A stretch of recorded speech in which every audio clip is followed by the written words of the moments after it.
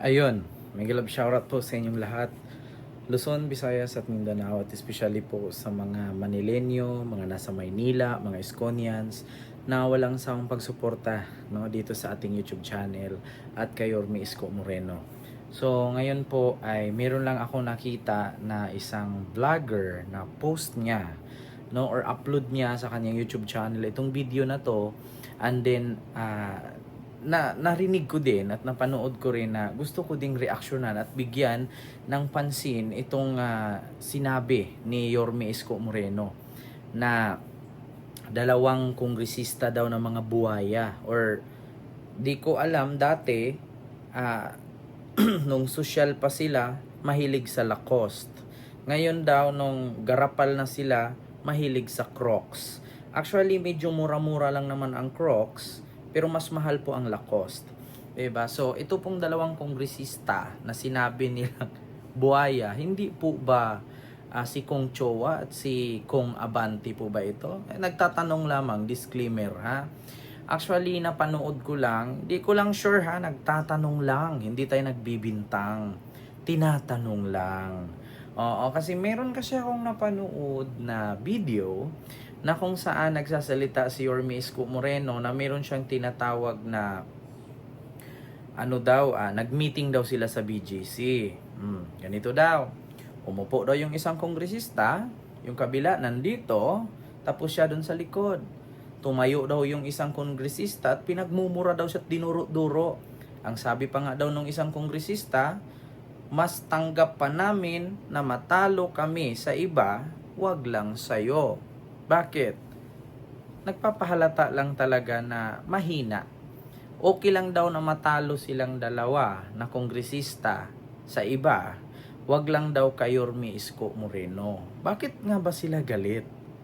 Ito, meron akong videong i-play ngayon. Kayo na lang pong humusga. Kayo na lang pong manood, no? Pakinggang mabuti ang sinasabi ni Yorme kung sino yung tinutukoy ni Yorme dito.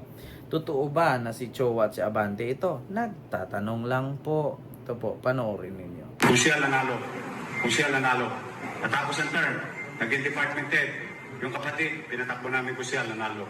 Natapos, isang term mo lang, pinabalik namin siya, nanalo ko siya, yung kapatid, ginawa akong department head. Tapos sumunod na term, pinatakbo namin congressman.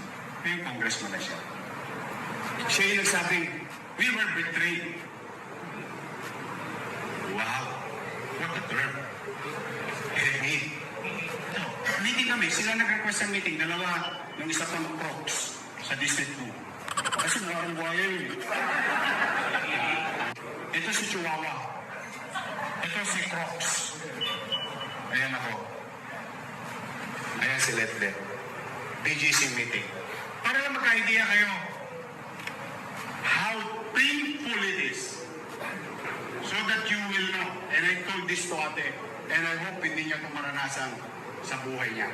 Tumayo ito, nagwawala. Sabi niya, di paling matalo na kami sa iba, hanggang sa'yo. Diba? Ulitin natin ha. Ulitin natin or mamaya na. Reaksyonan lang natin. So kung naalala nyo po, meron daw dalawang buhaya. Kongresista. Nagalit. Nag-sit ng meeting. Ngayon, ito nagtatanong lang ha, hindi tayo nagbibintang. Nagtatanong lang. Nag-sit ng meeting, sumigaw, nagmura, tangina. Di bali nang matalo kami sa iba, wag lang sa'yo. Sabi daw kay Yorme Isko Moreno. Hindi nila iniisip na nung panahong hindi sila kilala, nung panahong tumatakbo pa lang sila, nangungulilat, nangangapa. Ngayon, nung nasa posisyon na, may katungkulan at may power na. Aba, kung sino yung nagdala sa kanila sa tuktok, ngayon ay sinisipa nilang pababa. So ngayon ang tanong, sino ba dapat ang magkaroon ng utang na loob at sino ba dapat ang tawaging traidor? Si Isko ba o yung mga nagsabi sa kanyang, I feel betrayed? May tanong ko lang.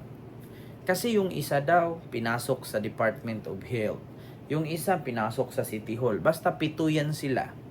Buong pamilya nasa City Hall ngayon.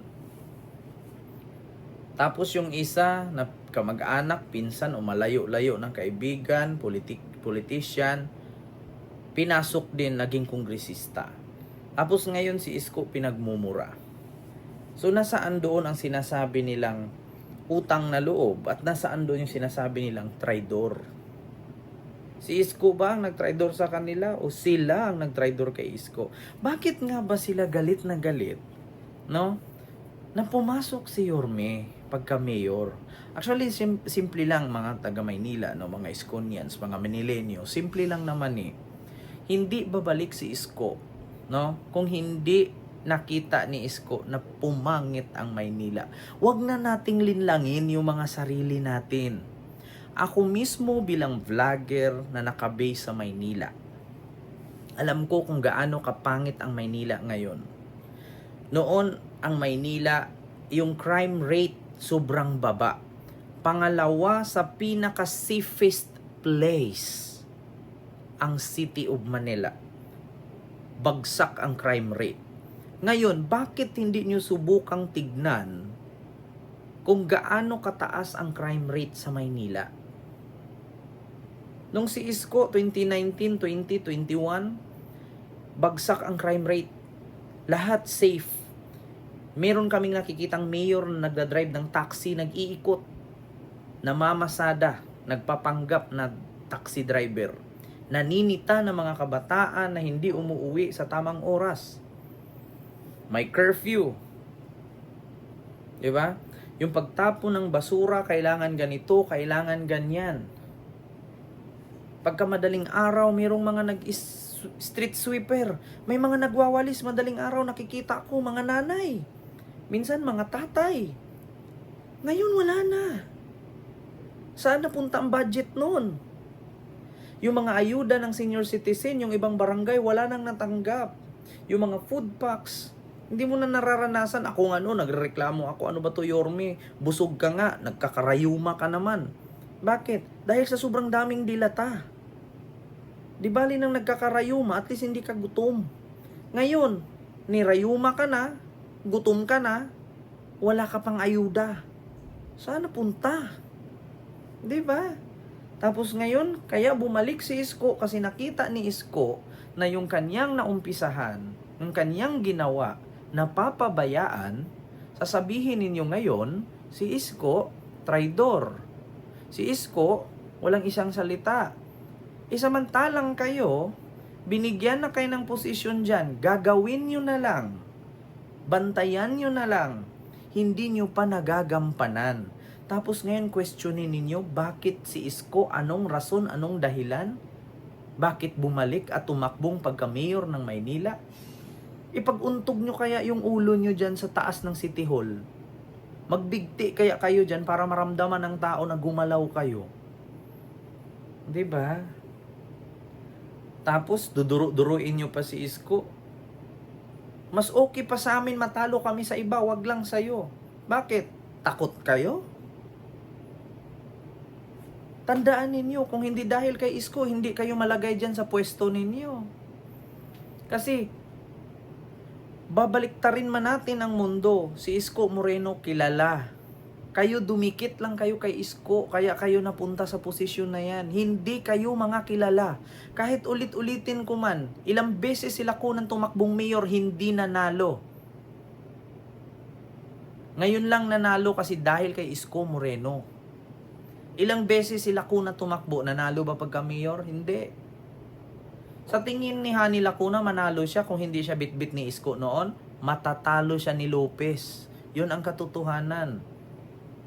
Di ba? Buti pa nga siguro yun si Lopez eh. Sana nga si Lopez na lang yung nanalo eh. Bakit? Mag-iba pa sana siguro yung takbo ng Maynila. Makakita ka pa siguro ng mayor na habang nagrarally may nagdarayot sa harap. Di ba? Lacuna ngayon, pag nagbaha, hindi mo nakikita. Kapag may sunog, wala rin. So ano na lang gagawin? Ano, attendance lang? Diba? Oh, tapos sabi pa ni Yorme, Yung ayuda ng mga senior citizen. Bakit? Naudlot. Bakit? Dahil sa isang konsihal. Di sana, naaprubahan na yan, nasa batas na, pinagpatuloy na sana. Naudlot. Bakit? Nagawa ng another batas. Sabi ko nga sa inyo, ang buwaya sa sapa, sa ilog lamang, wala sa City Hall. Diba? So, yun lang. Yung aking reaction video, biruin nyo Isko Moreno, tinawag na buwaya si Kung Chowa at Kung Abante. Totoo ba? So, yun lang.